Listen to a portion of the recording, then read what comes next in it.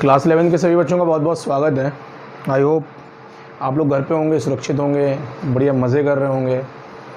मैं आज कुछ परिभाषाएं लेसन नंबर 1 से रसायन की अवधारणा से संबंधित कुछ परिभाषाएं आपके सामने प्रस्तुत करूंगा। तो सबसे पहली परिभाषा के बारे में हम बात करते हैं। देखिए, सबसे पहली परिभाषा यहाँ पे जो आने का कार्य करती है वह परमाणु भार की परिभाषा। बहुत अपडेटेड परिभाषाएँ हैं, यूनिक परिभाषाएँ, ये हमें याद करनी है। देखिए, इनको समझना ज़्यादा इम्पोर्टेंट नहीं है, मोस्टली इनको हम याद ही करते हैं क्योंकि इनमें समझने के लिए कुछ नहीं है, केवल छोटे छोटे वर्ड्स हैं जिनको हमें याद रखना है। तो ये परिभाषा में ईजी वे में हम प्रमुख रूप से बड़े आराम से बनाने का कार्य कर लेंगे। तो हम परमाणु भार के बारे में बात करते हैं। लिखा है, किसी तत्व का परमाणु द्रव्यमान या परमाणु भार वह संख्या होती है जो यह प्रदर्शित करती है कि उस तत्व का एक परमाणु कार्बन 12 के परमाणु के 12वें भाग द्रव्यमान या हाइड्रोजन के 1.008 भाग द्रव्यमान से कितने गुना भारी है। परमाणु द्रव्यमान जो है वो हम प्रमुख रूप से तुलनात्मक अध्ययन पे निकालने का कार्य कर रहे हैं। कौन से अध्ययन पे? तुलनात्मक अध्ययन पे। हमने दो तत्वों के मध्य में प्रमुख रूप से अध्ययन करने का कार्य किया। सबसे पहले हमने जैसे मान लीजिए कि हाइड्रोजन लेने का कार्य किया, तो हाइड्रोजन का जो परमाणु भार होता है 1.008 होता है। इसके सापेक्ष देख रहे हैं कि भाई इससे कितने गुना और अधिक भारी है। जैसे हम प्रमुख रूप से क्लोरीन ले लें तो क्लोरीन का परमाणु क्रमांक प्रमुख रूप से 17, परमाणु भार कितना हो गया? 34 हो गया। तो हम ये देखेंगे, यहाँ पे सापेक्ष अध्ययन करते हैं, परमाणु भार का सापेक्ष अध्ययन करते हैं कि क्लोरीन जो है, क्लोरीन का जो परमाणु भार है वो हाइड्रोजन के 1.008 से कितने गुना अधिक प्रमुख रूप से भारी है। वही प्रमुख रूप से पाए जाने वाले क्लोरीन के परमाणु द्रव्यमान के नाम से क्या किया जाएगा? जाना जाएगा। मान लो सपोज दैट हम कार्बन के आधार पे देखते हैं तो कार्बन 12 के, जो कार्बन 12 है उसके 12वें भाग के, कौन से भाग के? 12वें भाग के। परिभाषा देखो, बहुत सिंपल है बनाना, टेक्निकल से पढ़ोगे बहुत सिंपल है।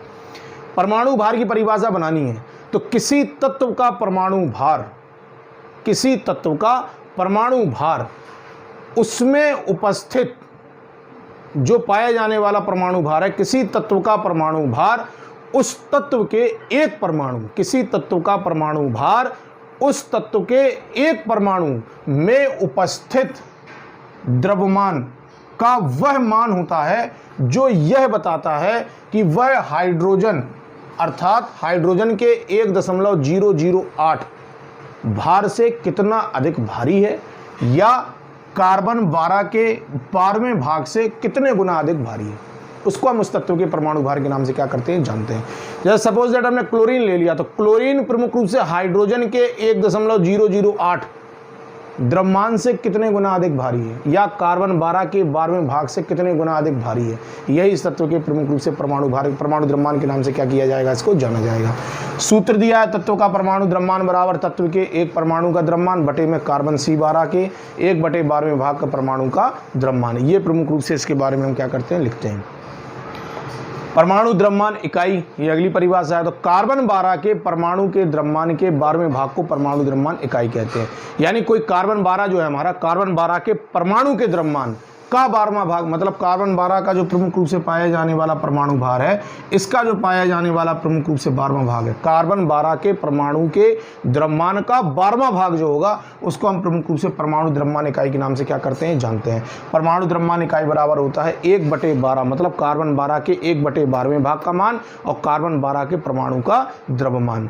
नोट करना है, ये इंपॉर्टेंट है, ऑब्जेक्टिव में पूछ लिया जाता है। अवोगाद्रो संख्या का मान बताइए, तो अवोगाद्रो संख्या का मान कितना होता है? 6.022 × 10⁻23।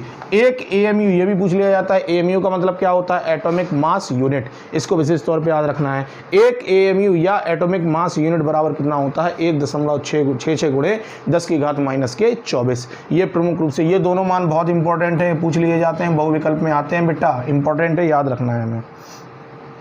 चलो आगे आ जाऊं।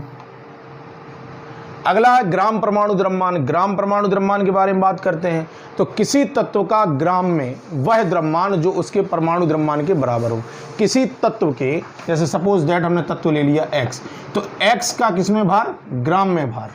X का ग्राम में जो भार होगा वही उस परमाणु के द्रव्यमान का, जो किसी तत्व के ग्राम में वह द्रव्यमान जो उसके परमाणु द्रव्यमान के बराबर हो। मतलब x का ग्राम में वह भार जो x के पाए जाने वाले किसके मान के परमाणु द्रव्यमान के मान के कैसे हो, बराबर हो, वही x का प्रमुख रूप से ग्राम परमाणु द्रव्यमान के नाम से क्या किया जाएगा, जाना जाएगा। किसी तत्व के ग्राम में वह द्रव्यमान जो उसके परमाणु के द्रव्यमान के बराबर हो, उस तत्व के परमाणु द्रव्यमान के नाम से क्या किया जाएगा, जाना जाएगा। सपोज दैट हमने x ले लिया, तो x का ग्राम में वह द्रव्यमान जो उसके पाए जाने वाले परमाणु द्रव्यमान के मान के कैसे हो, बराबर हो, उसे हम प्रमुख रूप से x के परमाणु द्रव्यमान के नाम से क्या करेंगे, जानेंगे। किसमें जानेंगे, ग्राम परमाणु द्रव्यमान के नाम से क्या करेंगे, जानेंगे। जैसे हाइड्रोजन का ग्राम परमाणु द्रव्यमान है तो भाई किसके मान के बराबर है, पाए जाने वाले परमाणु द्रव्यमान के मान के बराबर है। तो जैसा कि हमें मालूम है कि हाइड्रोजन का परमाणु द्रव्यमान कितना होता है, 1.008 होता है कि नहीं होता है, तो इसी के मान के बराबर है। अर्थात हम लिख सकते हैं कि भैया पाए जाने वाले हाइड्रोजन का ग्राम में द्रव्यमान बराबर 1.008। क्यों, क्योंकि परमाणु द्रव्यमान के मान के कैसे है, बराबर है। किसी भी तत्व का पाया जाने वाला ग्राम द्रव्यमान वह द्रव्यमान होता है जो उसके परमाणु द्रव्यमान के मान के कैसे हो, बराबर। तो अर्थात जितना परमाणु द्रव्यमान होगा उतना ही प्रमुख रूप से पाए जाने वाले तत्व के ग्राम द्रव्यमान को भी हम लिखने का कार्य करते हैं। अगला आणविक द्रव्यमान। किसी पदार्थ का आणविक द्रव्यमान वह संख्या है, किसी पदार्थ का आणविक द्रव्यमान वह संख्या है जो यह प्रदर्शित करती है कि इस पदार्थ का अणुभार कार्बन C12 के एक परमाणु के 12वें अंश के कितने गुना प्रमुख रूप से अधिक भारी है। इसको हमें विशेष तौर पे याद रखना है कि भाई आणविक द्रव्यमान जो होता है, किसी पदार्थ का आणविक द्रव्यमान वह संख्या है जो यह प्रदर्शित करता है कि इस पदार्थ का एक अणु, जैसे मान लीजिए x प्रमुख रूप से पाया जाने वाला कोई पदार्थ है, तो x का प्रमुख रूप से पाया जाने वाला एक अणु, x का प्रमुख रूप से पाया जाने वाला एक अणु कार्बन 12 के एक परमाणु के 12वें अंश से कितने गुना अधिक भारी है, उसे हम प्रमुख रूप से पाए जाने वाले किसके नाम से, आणविक द्रव्यमान के नाम से क्या करते हैं, जानते हैं। सूत्र याद रख लेना है, पदार्थ का आणविक द्रव्यमान बराबर पदार्थ के एक अणु का द्रव्यमान, पदार्थ के एक अणु का द्रव्यमान।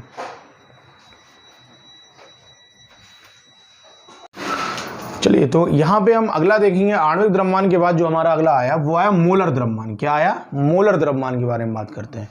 अच्छा भाई, मोलर द्रव्यमान क्या कहलाता है, तो मोलर द्रव्यमान है किसी पदार्थ के एक मोल, किसी पदार्थ के एक मोल के ग्राम में व्यक्त द्रव्यमान को उसका मोलर द्रव्यमान के नाम से क्या किया जाता है, जाना जाता है। मतलब जैसे मान लो x कोई प्रमुख रूप से पाया जाने वाला पदार्थ है, इसकी जो एक मोल मात्रा होगी ना, x की जो एक मोल मात्रा होगी ना, किसी पदार्थ, हमने मान लिया पदार्थ x के एक मोल ले लिया, के ग्राम में व्यक्त द्रव्यमान को, एक मोल की जो मात्रा है इसको अगर हम प्रमुख रूप से किस में व्यक्त कर दें, ग्राम में व्यक्त करने का कार्य करें, तो यही ग्राम में जो द्रव्यमान है इसी को हम प्रमुख रूप से x के मोलर द्रव्यमान के नाम से क्या करेंगे, जानेंगे।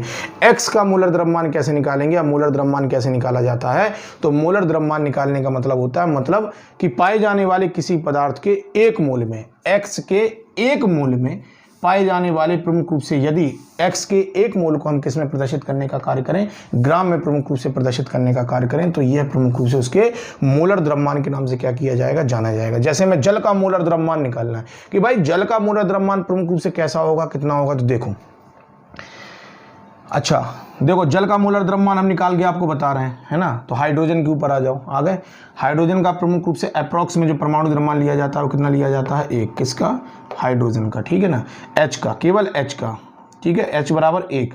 तो यहाँ पे क्या होगा, 1 का मान रखोगे तो क्या हो जाएगा, 1 × 2 प्लस ऑक्सीजन